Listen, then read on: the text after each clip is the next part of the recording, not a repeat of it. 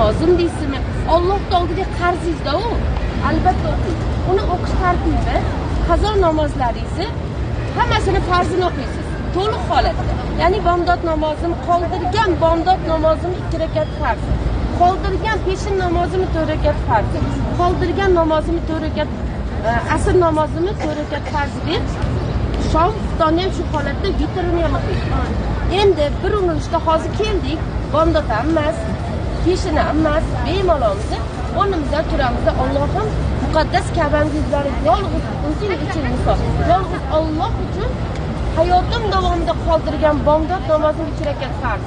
O'qib bo'ldingiz, salom berdingiz, turib peshinnikini o'qing. Turib asrdikini o'qing. Turib shomdikini o'qing. Turib xuftonnikini o'qib, vitrni o'qib yoping. Siz bir kunlik namozni o'qib bo'ldingiz. Endi bir kunlik namozdan nimani topding? Nabaviyada o'qing. İnşallah 1000 kunlik namazını kılacağız. Hacca hina